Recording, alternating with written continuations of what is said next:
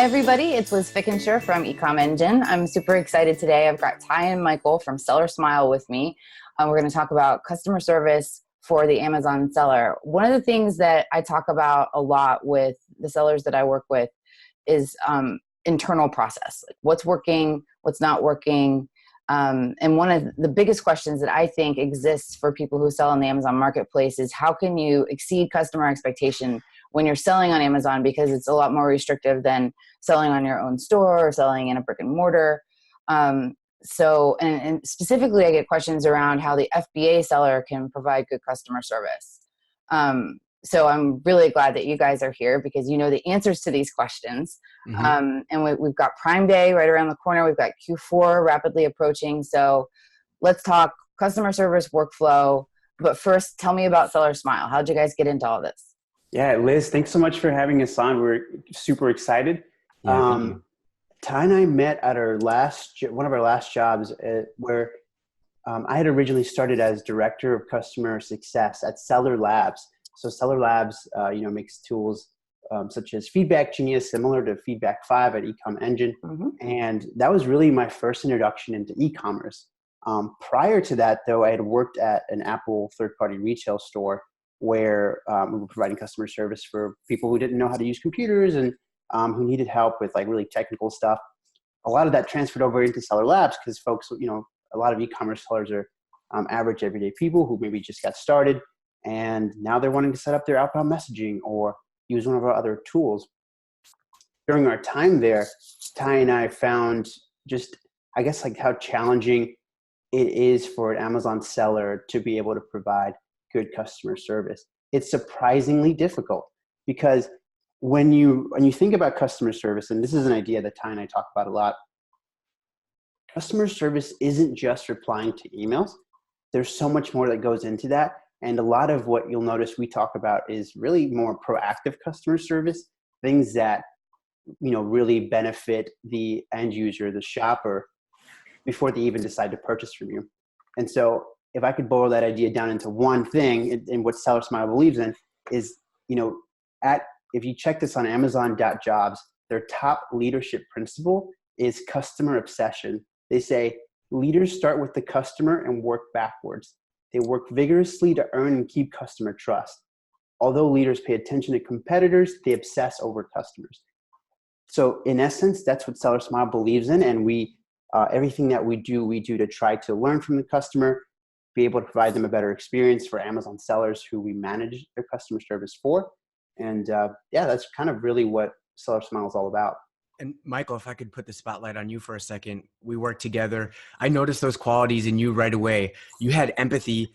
You go the extra mile, and you went the extra mile years ago for a customer to make sure they got the resolution that they deserved and needed. Those are the same types of qualities we're bringing into SellerSmile today with. And those are the same qualities that Amazon is highlighting as what makes them successful. So in our mind, the more we can make SellerSmile like Amazon, the more that we'll find success. That's awesome. Yeah. So to kick off the context of this episode, we'll be talking about 7 ways FBA sellers can be proactive with their customer service for Prime Day. When we talked about this episode and this content, there's context to Prime Day that needs to be understood. This year will be the longest Prime Day ever. Amazon is setting another precedent going 48 hours. It's going to be bigger with more deals. There's more shoppers than ever before. All that aside, it's easy to get overwhelmed, but the advice that we're giving today about proactive customer service applies any month of the year. Prime Day is an excellent time to start doing these things. Do your customer service audits. Make sure your ducks are in a row, because then when it comes down to it, you're not overwhelmed with the volume that comes in Prime Day. And in reality, Peter Kearns says this, and I like it. He says that Prime Day is really prep for Q4. This is a way to stress test your systems with the volume, the inquiries, the promotions that are all flying around. If you're running well on Prime Day, you can guess that you'll be running well in Q4. Now we talk about proactive customer service. Jeff Bezos has a quote. He says, Jeff Bezos says, the best customer service is if the customer doesn't need to call you, doesn't need to talk to you, it just works.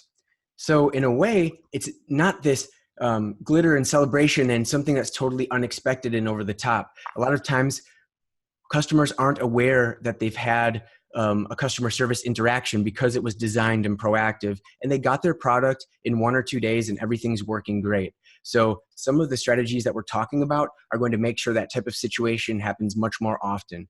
We're looking for places of friction, trying to reduce that, trying to meet the customer where they are and have a great experience shopping. That's awesome. Great. And a lot of e-commerce sellers might be doing their customer service themselves. A lot of these tips will still apply to them, but it'll make it even easier if you are working with a customer service team to enact some of these tips as you scale, because it's something that as you scale, obviously there's more people to have to stay and keep in the same loop and make sure that you guys are all on the same page. So some of these tips will apply to a team and to an individual customer service. All right, so we've got 7 to cover. Let's get started. Who goes first? The very first one is, I'll kick it off. The very first one is reviewing your listings, right? So there's a heavy focus on, whenever an Amazon seller is setting up their listing, making sure they have the proper keyword, proper search terms for buyers to come to their listing.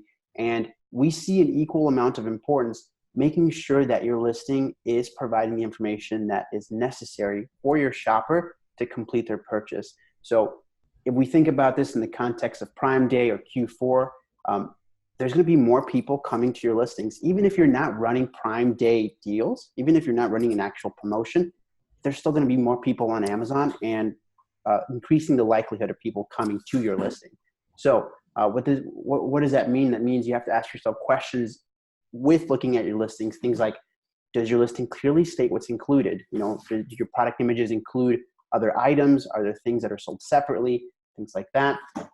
Does your product packaging copy match what is on your listing? So this is oftentimes a really interesting issue where your listing might promise something, or maybe your packaging says, hey, don't forget to do this. And then when you go and check, there's an obvious discrepancy, maybe from when there was an update and we just never got back to changing it. So something like that to keep in mind. Does your product listing clearly explain all available sizes or variations? If that is something that your product offers, you want to make sure that your listing clearly states that information. Maybe even include a sizing chart if there's like such a thing for your products. Make sure that information is one of your product images, if it can be. Are there specific aspects about your product that your buyer should know? For example, does your product tend to run larger or smaller? Is there a difference in material in comparison to other similar products? Things like that. We see a lot of that with a lot of our clients, where maybe their product is in a similar niche. And so other customers are going to say, oh, well, I was expecting this, but it might just be a simple design copy that you need to be able to explain. And then really any common questions, any sort of FAQ, try to make sure that information is listed somewhere on your listing. Because again, if someone purchases something that they didn't realize wasn't going to work for them, that's going to create a negative customer experience. It's going to create a refund, a return, what have you. It's going to hurt your metrics, but it's also going to make that customer probably not want to shop from you again. This is how you can avoid that situation. That's awesome. Speaking of metrics, Ecom Engine makes Feedback 5, and we do a lot of thinking about seller reputation. And it seems like all of the product listing details, the description, packaging copy, all the stuff that you just mentioned also would impact your seller feedback. I know that you guys are going to talk about reputation management in terms of how to respond and react to feedback and customer reviews, because that's obviously part of the workflow, but doing things to avoid bad feedback at the front end, like making sure your listings are completely up to date so you don't get dinged for something not being as described, or your packaging is a proactive way to manage your seller reputation, right? Exactly. Right. In fact, through being able to clearly describe what all is included with your product, that it's definitely going to impact your seller feedback, because as many Amazon sellers probably know, seller feedback is about the experience buying from you. So your listing is a part of that, and you will see that information. And again, that can be a consequence of perhaps not having a clearly defined outline on your listing about some of that information. So definitely can impact your seller feedback, and in a positive way as well. If you did a great job explaining it, that's just something else that will hopefully contribute towards a positive feedback. On this note, there are so many touch points to juggle, things that a seller is exposed to that can affect your seller feedback and affect your public reputation. We're going to be covering many of these kind of coming up in the next points, but certainly there will be more in the future that Amazon debuts. But the idea is for a seller, think about and all the touch points. They see my brand name, they go through to buy my product or to learn about it and research it. And that's what we're really trying to control, to make it consistent and speak the type of message that we want to our buyers. From the beginning to the very end. Right. I like that a lot. I think the word consistency is a great word to describe that. Is your customer, their trust in shopping from you can be impacted by seeing that consistency. I mean, if it is inconsistent, it might be indicative of like, oh, okay, I don't know that I want to shop from them because I might have trouble if I do have an issue with this order. The second tip that we'd like to talk about today is reviewing your outbound messaging. So this is perfect, especially if you use a tool like Feedback 5. Take time. We saw this a lot when we worked with Feedback Genius, even where sellers would set it and forget it. That is a problem that's something that should be in the past now, because with as many updates to Amazon's TOS, with the types of messaging that you can send to your buyers, it becomes increasingly important to really spend time reviewing your outbound messaging in a more consistent basis. But especially for Prime Day and Q4, you definitely want to take time to review your outbound messaging to see what you're currently saying and to really note any potential opportunities. For example, one of the best ways that you can use it as proactive customer service is, first off, do your customers know how to contact you, right? Your email should clearly state, hey, if you have any problem whatsoever, feel free to reply to this email.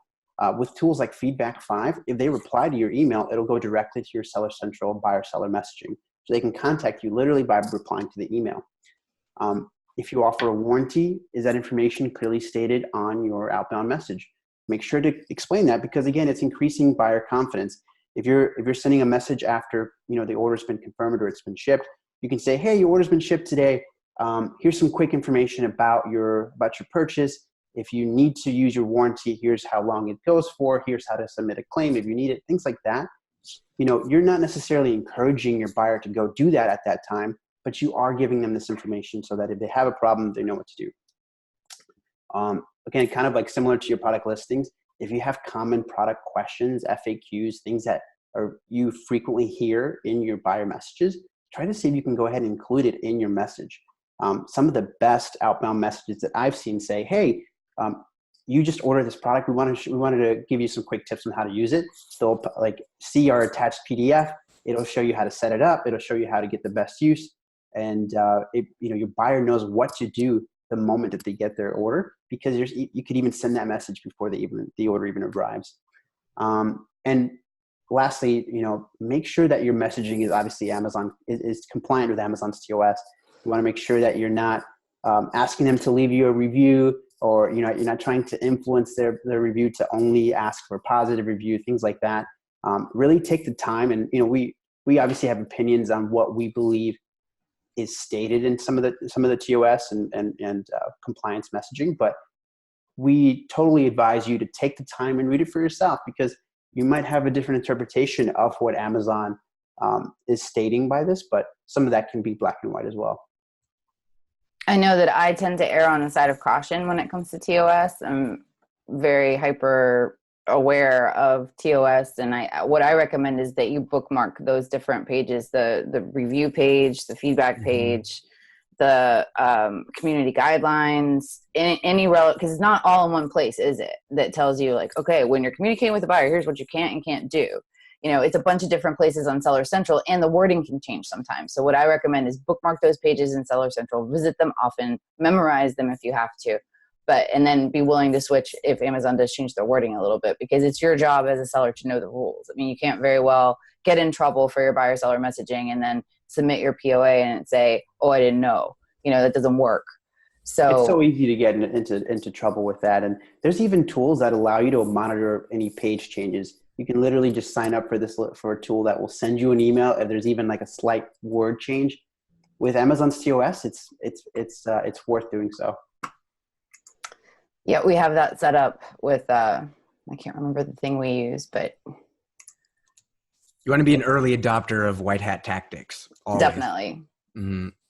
So do you guys recommend sending all of this information in the same email? I know that there are rules about and definitely varying opinions on how many emails you can send per order. I know I like to stick with one because I know as a shopper, I don't want to get more than one email. But it seems like warranty information and FAQs and all of a sudden you're ending up with a really, really long email that you're sending to a buyer. So how do you guys recommend splitting up your outbound messaging into different? Yeah, that's a great question. And what you mentioned there is, as a shopper, I know what I would prefer. So start there first, right? If you were a shopper, do you want to receive like back-to-back review requests? You're not going to want to receive that because they are shopping from you. They're shopping from other sellers. They're shopping from other storefronts altogether. They're getting emails all day. So your email really needs to stand out, right? And so one of the ways that we believe that your email really stands out is by being helpful, right? So you're including that information right up front. Now, the less emails, the better. We would advise one email per order if you can make that happen. If you have a really good reason to make 2 emails per order, I would really make sure that you have a really good reason and that it can't be something that you can combine into one. But in that case, I think it would depend on your unique product, because if your product constitutes sending information later in the experience, then maybe that makes sense. So for example, let's say that maybe you sell a product where a shopper won't really know how they feel about it until weeks later. Supplements. Like supplements, for example, right? That could be one example where you're not going to want to send them a message right away to ask them, hey, will you go leave us a review and tell us how it went? Because it doesn't really make sense to do so at that time. So I think in that regard, it will depend. But in general, you want to keep them to a minimum. 1 is preferred. And honestly, like if you can get away with it, make your email more about customer service. And I've seen a really great method be like, P.S. If you're ready to leave your thoughts, share your thoughts with the Amazon community at this link here, right? So it's almost That's like beautiful. I love that. It's an afterthought. It's an afterthought because your buyers, again, they're getting hit up with review requests all the time. Great. So just to wrap up, we've got warranty information we've got to share with buyers. We've got product information. Sometimes we've got unboxing instructions. I know that I had one customer who wanted to send the unboxing instructions prior to the person receiving the order because he was afraid that it would get damaged and there would be a lot of returns and all that kind of stuff. So what he ended up doing was he created a GIF of him unboxing the item, and he just included that and said, here's a simple 2-second thing that will show you how to unbox my item. And then, once you have a chance to take a look, I'd love it if you'd share your thoughts with the Amazon community. That's brilliant. And it was super, and it was very, very clever and very succinct, but still helpful. I think that what I see in the Feedback 5 world in terms of conversion, open rates, that kind of stuff, obviously, and we'll talk about this later, subject line matters, but the more brevity and as helpful as you can be, if you can combine all of those elements into your buyer seller messaging, that sets you up best for success. Certainly. That's something we didn't touch on, but keeping your email as concise as possible is really important. A quick win is just make sure that you're using an extension like Grammarly. Make sure that your email sounds correct. It sounds, you're not just sending a blabber of confusing words. And so that's going to make a really big difference for your buyer as well. We also have people on staff at ecommerce who can help you tailor your buyer seller. And I know you guys help with that too. So if you don't think you can write a good email, ask for help. There's help out there. Yeah, definitely. Copywriting is a skill that some people aren't born with, and there is a sort of a science to it. And done right, it can really influence a lot. That's true. All right, what's number 3, guys? Number 3, create or update your reputation management strategy. Reputation management is the term that Michael and I have learned, and we use to sort of encompass how you are visible in the public places that people are talking about your brand. And because it's those public discussions that generate the reputation. It's your mom telling you that she had a horrible experience with brand X, so you shouldn't shop there. Nowadays, now online, it's on social media, it's on review comments and public reviews. So as a brand, we have some flexibility and some access to these points, and really serious brand owners that want to maintain their reputation should be active in those forums. So I'll talk about some of the main ways that we do that, and we can go from there. In the context of Prime Day, you're likely to get more people on your listing. We see this as an excellent opportunity, not only to make sales, of course, but to gain a lot of feedback. You're going to get more comments about what people don't like about your products and and don't like about your listing. So keep that in mind. We're going to talk about how to systematize that as well. But first, let's talk about reputation management.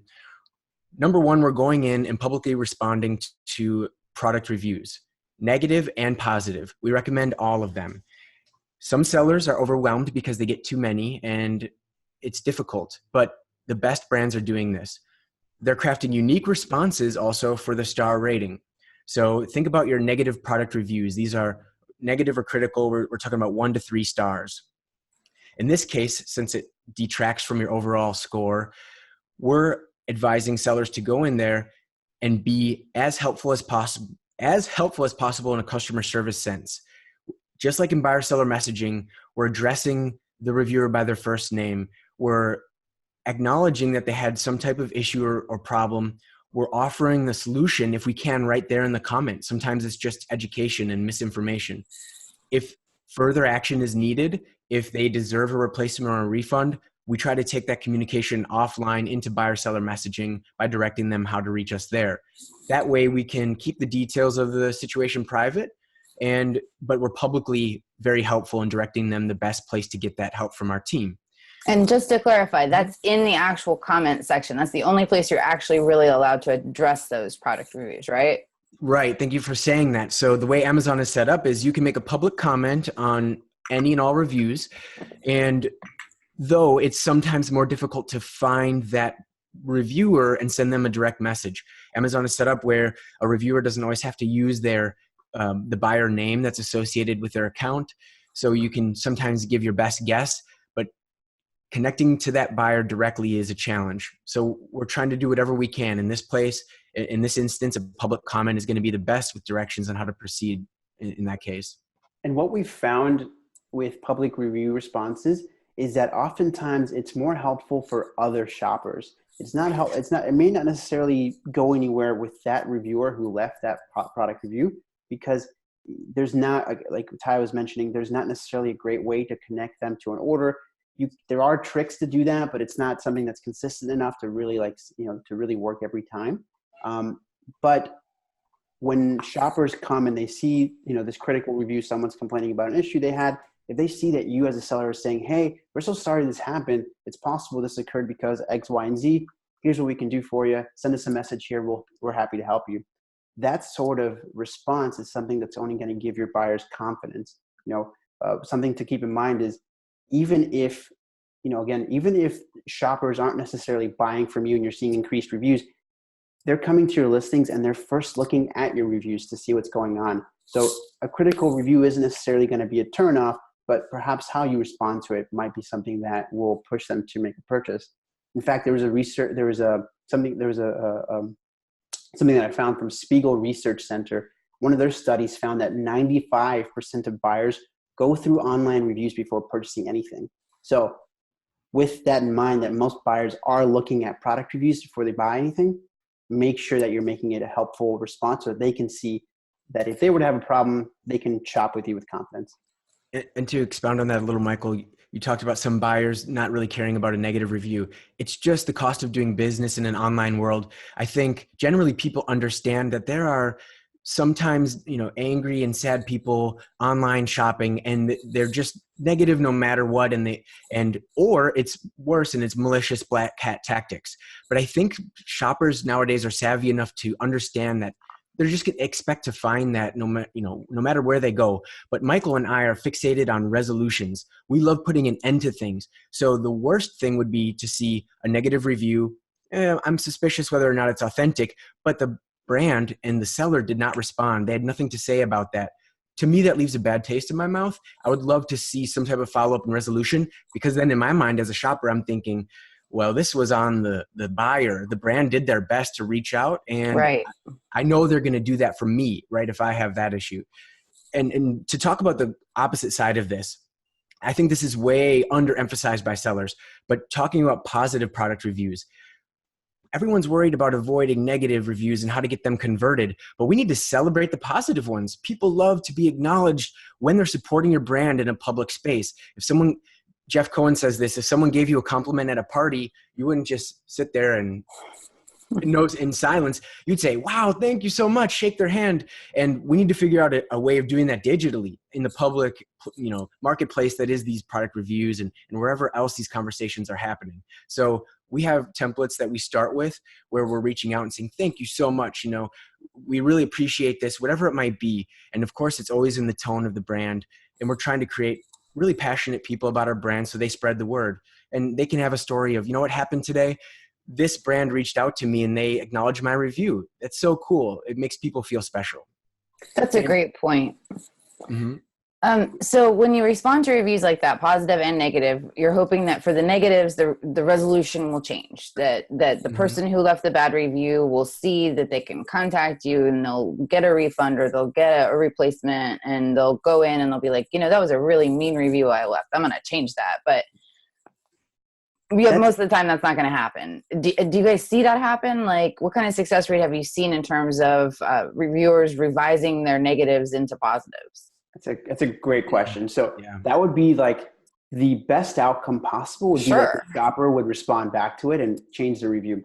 Now, we did a case study with one of our clients on this, and we found and this is why we believed in this so much. We found that the conversion rate is actually quite low. It's 5%.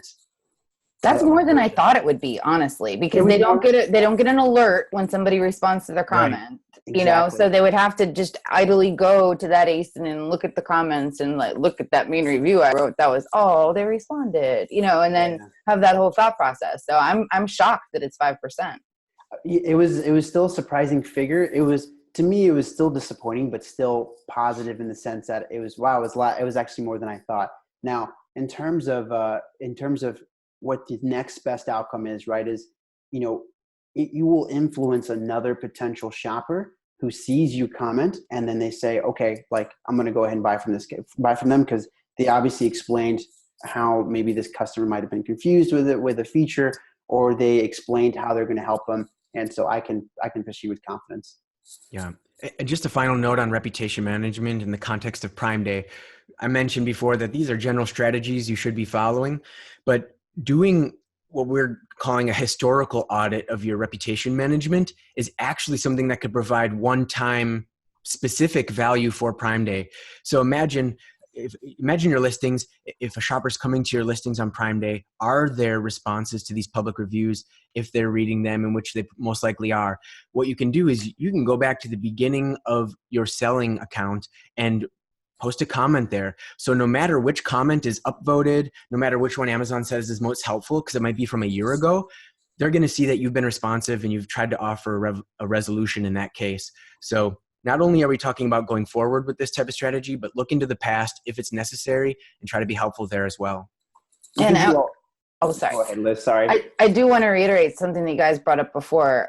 Also, if you're asking for reviews or feedback as part of your reputation management strategy, this is absolutely the time to do an audit of the messaging that you're sending out. Certainly. If you're going to have more orders and there's something actually wrong with your email and it goes to more people, you have a better chance of getting flagged. And Amazon is on high alert right now for review manipulation. And people are actually getting dinged when they haven't done anything because something's close enough to an interpretation of TOS. And you've got to get in there and you've got to, you don't want that to happen at Prime Day. Exactly. Or Q4 or any time for that matter, but especially when you've got an opportunity for more sales, you definitely don't want your buyer seller messaging to get you dinged. So you want it to be a positive opportunity. You don't want it to be an opportunity waste, for sure.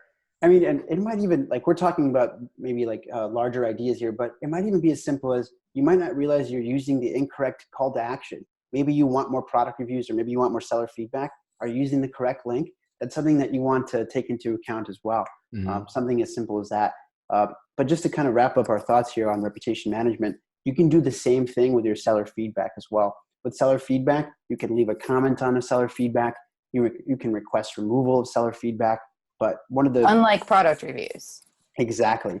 And Right. one of the upsides to that is that because you can manage your seller feedback through Seller Central, through another tool, it actually allows you to take the buyer's information, like their order number or their Amazon buyer email address, and you can plug that into buyer seller messaging and send them a quick message. Hey, we're so sorry. We just noticed your seller feedback. We wanted to make sure that you got the help you needed. Here's what we can do for you. And then again, that's like taking a step further to really improve the resolution. You might create a future buyer from that. That's great advice. Before we're moving on to the fourth tactic, I need to mention one more thing about product reviews. So Amazon recently debuted a new feature inside Seller Central. If you're a brand registered seller, you can now view this customer reviews dashboard. We were doing this manually before, using third-party tools before. Now Amazon is an option where you can view the product reviews on your brand, respond to them there, mark them as processed. This is all evidence to us that Amazon cares about this aspect of the shopping experience, and they want shoppers to do it better and they want buyers to do it better at the same time. Yeah, they definitely want to improve the overall review system by, prompting buyers to leave better reviews. They get review prompts now. There's a review submission. It takes 2 days for their review to process, things like that. And then for the seller, by connecting them closer to that shopper, by giving them this reviews dashboard, they even have this action of marking a review as done. So it's like this gentle nudge to like provide Pay some sort of action. attention. Hey, do something here. And Yeah. so we see, again, as Ty mentioned, that's evidence that Amazon wants you to interact with these shoppers. Yeah. And so the fourth way to be proactive with your customer service is to be fast. Keep your response times low. It's a common source of customer service tickets that Michael and I experience where a customer is just chiming in. Hey, did you see my email? Why haven't you responded yet? Are you still there? Am I with the right company? Suddenly that's 3 to 4 tickets in one interaction. And it's a bad experience either way for the customer. So whatever it takes to be fast with your email responses, if you're doing it yourself, maybe you have to schedule multiple times throughout the day to keep your response time within hours instead of within days. Maybe you need to hire a VA. Maybe you need to build out a team or assign people on your current team to share this load. But since Amazon expects you to provide customer service 24 hours a day, every day of the year, even holidays, you have to be fast and you have to be flexible to meet your buyer with that expectation. Michael and I compare this to the expectations around shipping. Prime shipping was the status quo. Now maybe it's going to be one day. It's same day shipping in metropolitan areas. The expectations around email communication, we believe, are going to mirror that declining expectation towards faster and faster, less and less time. So the ways to do this, if you feel like you're slow or if you feel like you want to speed up, first of all, start with templates. You have common responses. There's the top 5 questions you get for every product.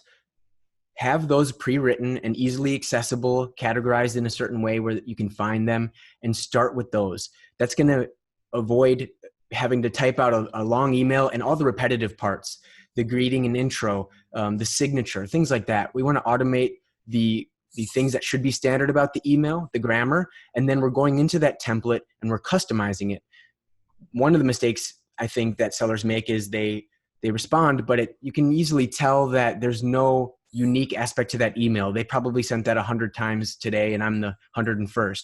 So there's sort of a simple formula we have towards writing good messages and keeping your response times low. Start with that template, greet the buyer by their first name, go in and type what you think they'd like to be called, acknowledge their experience. If they talked about their son using the product or their grandmother using the product, that's a great thing to quickly reference in your email. Make sure that they feel heard, that this is a problem in a situation and that they are right for their experience. Don't tell them that they're wrong or they're incorrect at all. And then close with the first name. We see it all the time. People love to interact with a person. It's Michael, it's Ty, it's Hannah. And then they sort of form this bond throughout an email thread with that person. And they appreciate seeing that consistency that Hannah knows my case and she's responded every time since we've started this conversation. And like Ty mentioned, you're going to get really common product questions that you're already aware of what those tend to be. Go ahead and document those, right? Write up a quick explanation on some of those common questions, but also think about other common scenarios, like whenever you have to explain to a shopper how to do a return or how to cancel their order. what their options are. If they wanted to exchange something, go ahead and document those common processes, because whenever you do need it, it's ready to go.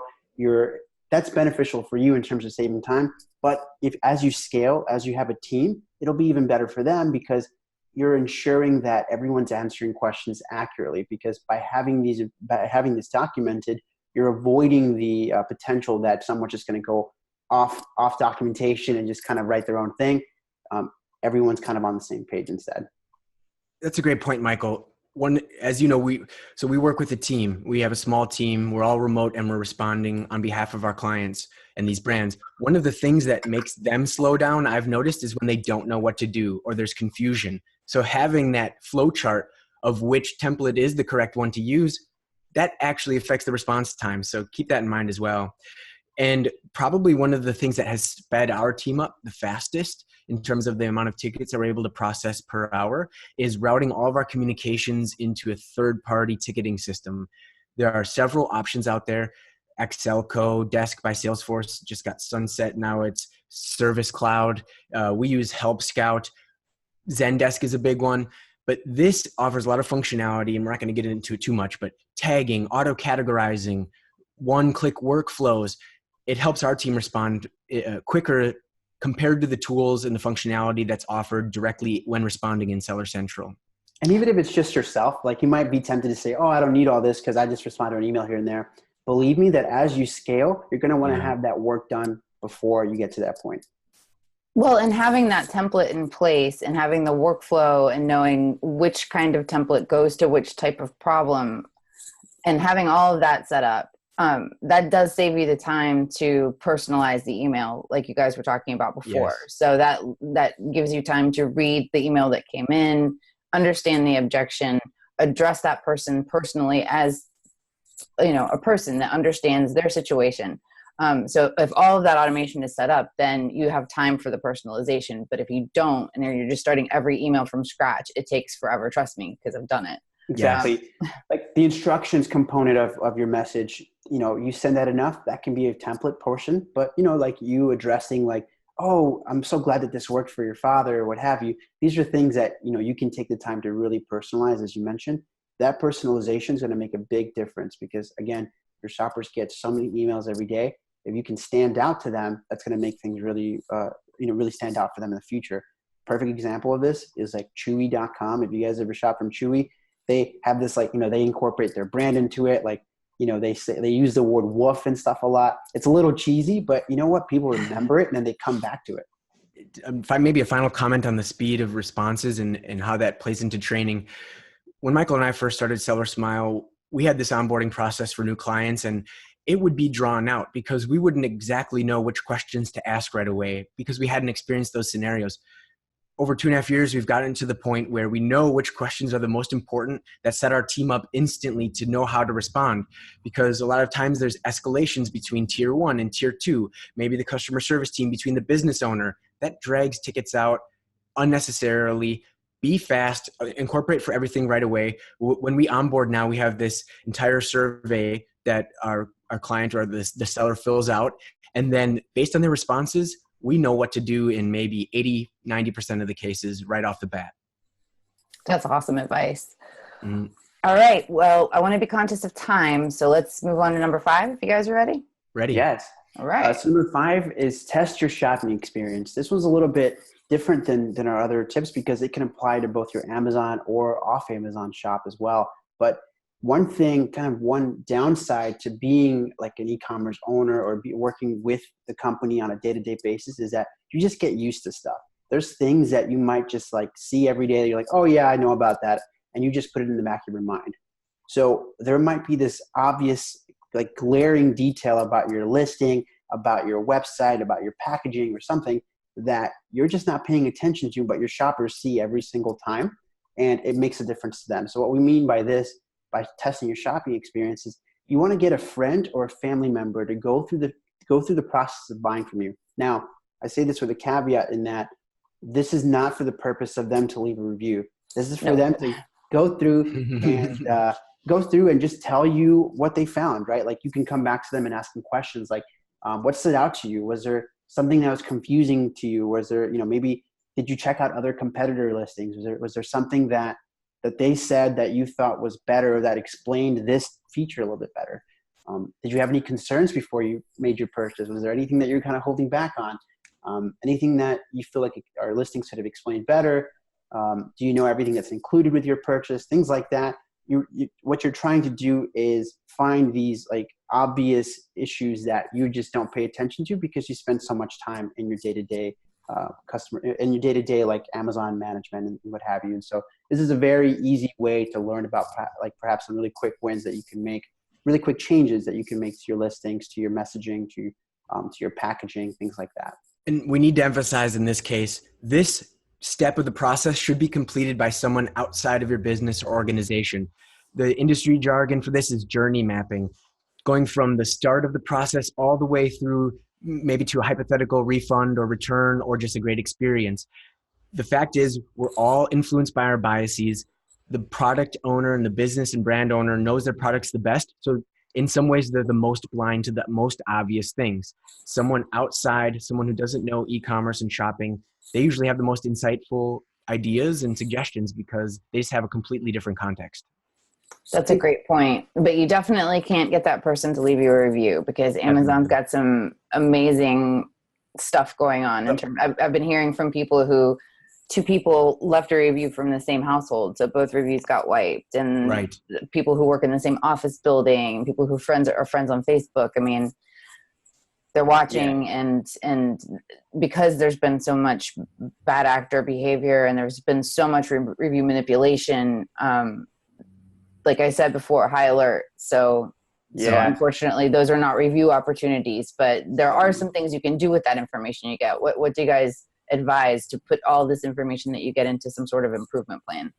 Sure. So there's different ways that you can go about maybe like seeking improvements for your business. But what you find out maybe through this, or maybe even just from like watching your customer service interactions, your reviews, what have you. Like we did a whole kind of series on like getting actionable insights from your customer service. This is one way to do it. You might not necessarily need to act on everything that you hear. Like there might be like a squeaky wheel sort of thing where, like maybe like a very vocal minority is saying, oh, this is a big problem. Maybe that's not your intended shopper, right? So you can kind of take that feedback with a grain of salt. But on the other hand, if you're hearing a lot of your shoppers say the same thing, when you tested your shopping experience, this person brought it up, this group brought it up as well. These are things you want to take into consideration and like see what steps need to happen to incorporate this into your business. Is this like something that you need to create a project for in the near future? Is this something that you need to resolve ASAP? Do you need to approach your supplier and say, hey, this piece of my product isn't working as we thought it was. Here's all the proof. We have like all these, we have these orders saying, X, Y, and Z. These are things that you can approach your supplier with, things that you can come back and update your outbound messaging with. There's so many different outcomes, but do take that feedback, maybe store it in like a document, store it on, like we use Trello, for example. Any potential future project, it goes in Trello, and then we come back and talk about it at some point and try to flesh it out, try to understand what the root cause of that issue is, and then determine an action plan from there. And just to add context to that too, Michael, we take a product management approach when we're talking about documenting, implementing feedback into your business. So categorize it. All of your feedback should be able to be put into some type of package or bucket. Try to prioritize those projects, rank them from the most impactful in your business to least impactful, and also give them an estimate of size. Is this a 1-hour project or a 1-week project? That's going to help you decide what to do next and which projects are going to have the best effect on your business moving forward. Awesome. The sixth way to be proactive with your customer service is have a plan for your inventory. One of the most common sources of customer service inquiries that we see is when a product is out of stock or there's question about the stock situation. The obvious reason is that someone wants to buy a product that you don't currently have for sale right now. The backside of that problem is that you have made maybe dozens or hundreds of sales of that product weeks prior. Some of those situations are going to require a replacement in most cases. If you don't have stock to send replacements, now you have customer service cases that are open for 2, 3, 4 weeks, however long it takes you to get that inventory back into FBA or into a position to send. So we're speaking primarily in the context of FBA sellers, right? But I can't claim to be even like halfway knowledgeable about this, but there's so many different creative strategies to use with your inventory, keeping some at your house or at your office where you can send in one-off cases. Maybe there's another third-party center or solution that you can use in complement with Amazon FBA. We heard just recently Shopify announced their fulfillment network is coming out. So the strategy that you take with your inventory should always be in the context of how can I always have my products for sale, especially the best sellers? And if not for sale, how can I have some type of reserve to send in these one-off kind of exceptional edge cases when I need to? And keep in mind that if someone's contacting you about a product that is out of stock, that is literally a lost sale. Mm-hmm. You are in the business of making sales, and so having inventory is a must-have. You should have ordered yesterday, And so the important thing becomes after that, managing customer expectations, like assuring them that you do want to get them the product that they are looking for. So you want to be really concise. You want to be clear with when that might be back in stock. You want to even have a system in place for like coming back to them and following up and saying, hey, this is back in stock. Here's a link to it. Things like that. That's a great point. We spend a lot of time at ecommerce thinking about inventory management and supply chain because of our tool Restock Pro, which is a good fit for a lot of sellers. And then depending where you are in your sales journey, maybe a tool like Inventory Lab is better for you if you're doing more RAOA. And then if you're doing multi-channel, then there are other options. But beyond the third-party tools, like you guys mentioned, there are a lot of different strategies you could use to make sure you've got products somewhere. So even if you don't have, like say you got an API score that made it so you had the amount of space you have in an FBA warehouse is restricted for now, and you're going into Prime Day or going into Q4, and you can only send in a certain amount of product at a time, because that's a situation that some sellers run into. There are prep centers that some let you store product in their warehouses.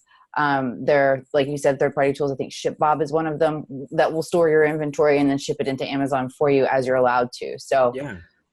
There are lots and lots of options out there, so that barring your manufacturer can't make more, you should never run out of stock. Certainly.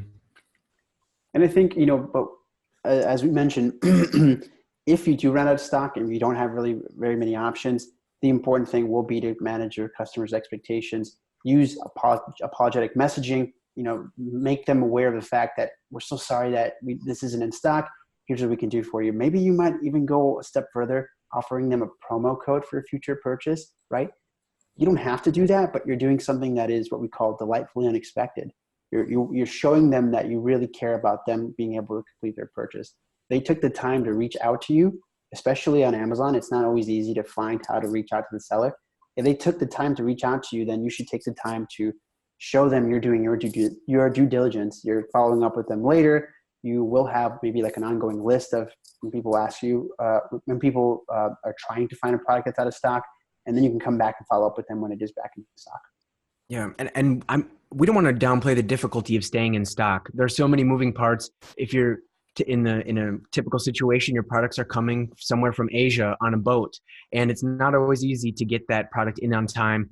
And there are certainly financial restrictions in terms of staying in stock before you've even made the sales. So, of course, take everything into consideration and make the best business plan for you, but just understand the bar that you're trying to get to and aim for is completely in stock 100% of the time. And it's okay to be transparent with your shoppers. Most of the time they're gonna understand, but it shows them that you obviously care enough to explain why perhaps it's not in stock and when it will be back in stock. And if your message is good enough, and there are situations where that can work in your favor because it does seem like your item's in demand, right? So, I mean, you can always look at the bright side. And it's a good problem to have. It is. All right. Are we ready for number 7? Sure. The 7th point for proactive customer service here is to outsource and delegate. So a lot of entrepreneurship material will contain this advice. For someone that's really energetic and ambitious, to like a typical Amazon FBA seller, a lot of times their weak point is being able to trust others. They're perfectionists and they want to manage it all because they're good at it typically, but there always reaches a point where you grow too large to do everything. And the best companies have the best networks of people assisting them. So think about your team. Do you have a team right now? If not, how do you want to build that team? Is it a partner in the business that you can offload some of those tasks to? Maybe it's a consultancy that is handling some aspects of your business if you're not an expert. Maybe it's a virtual assistant. Just like with inventory management, there are certainly a lot of creative resources and opportunities for sellers to think about when it comes to helping get an assistance with the workload that it requires to run their FBA business. So we always talk about time, and it's the most valuable asset because, especially for the business owner, whatever they do on an hour per hour basis results in the continuance of the business. We tend to give the advice of think about the most valuable thing that you could be working on as the brand owner. Is that answering your customer service emails, or is that developing a new product line? Or is that updating your brand image?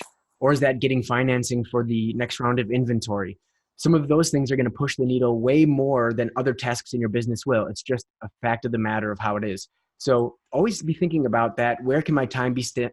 Where can my time be spent? Where should it be spent? Where are my talents best suited for?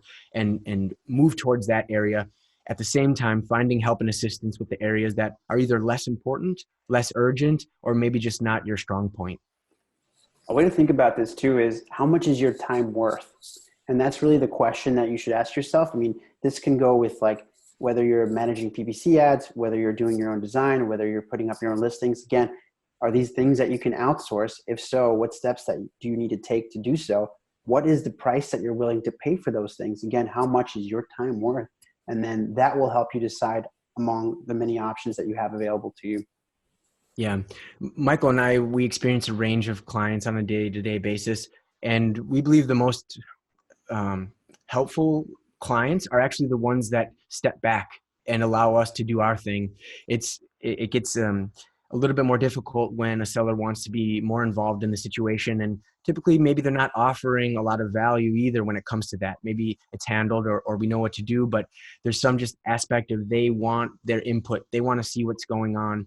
And there are ways around that. We can see our clients on our messages. So whenever they want, they can look in and see how we're interacting with their customers. But again, we do it in our business. We outsource and delegate, and you should be doing it too as an Amazon seller. I think that there's a point with an entrepreneur that has worked so hard to build this business. They've worked so hard against just staggering competition to be successful on the Amazon marketplace. And it's really hard to let go. Yeah. And it might be easy to do an automation tool and isn't someone in the software space. Obviously the sense of ownership doesn't reach into that as much, but I imagine with what you guys are doing, because you are representing that brand, you are representing that seller, that you do get people that it's hard to let go. But well, what you just touched on is that it's a very emotional thing, right? And that's possibly one of the reasons why you want to consider outsourcing. Because if a customer is reaching out to you and says, this product sucks, a good customer service agent will say, we're so sorry to hear that you feel this way. We've just issued you a refund. We sent you a replacement. Let us know if you have any trouble in the future. Meanwhile, you might feel really connected to your product, so you might not want to answer as helpful, right? So it allows you to kind of step away from that and just offer a better customer experience overall. yeah, Right. do you want to be like, no, it doesn't. What do you mean? You're stupid. Yeah. Right. Emotional responses are not good customer service most of the time. Exactly. Well, I think we're right at about time. This has been great. You guys are awesome. In the spirit of it's good to outsource this, obviously people can outsource their customer service workflow to SellerSmile. So let's cover how to get in touch with you for all the people that are now you're hired. Let's go. Yeah. Thanks, Liz. You're awesome too. We've really enjoyed this. Let's do it again in the future. There's so much to talk about. We can go deep on a lot of things. The best place, we created a page. If you're listening or watching this, go to sellersmile.com/Liz, Liz. You'll see our video embedded there and next steps to get in touch with us if you'd like to have a discussion or maybe figure out a way that SellerSmile could help you in your business. If you'd like to reach us directly, Ty@sellersmile.com, that's TYGH, or Michael@sellersmile.com. Hit us up in an email and let us know what your thoughts are, even if you just want to tell us how much you enjoyed this video. And finally, we're active on social media @SellerSmile Team. You'll find us there on Instagram and Twitter and all the other places. We provide provide outsourced e-commerce customer service management 7 days a week for Amazon, eBay, Walmart, Shopify, Etsy, your own web store. We also provide reputation management services. Liz touched on earlier feedback service management. So if perhaps someone from Ecom Engine, if you need more help than that, or you want to just completely just do away with having to manage it, that is a service that we offer. But if anything, even if you just have a tough customer service challenging question, feel free to reach out to us because we love to hear about those. We have a podcast where we love to talk about those. So yeah, just talk to us. We're a bit geeky about customer service, and that's the reason why we do this. And that's how we should all be, customer obsessed, right? Yes. All right. Thanks, guys. I really appreciate it. We'll see you next time. Thanks a lot, Liz. Bye.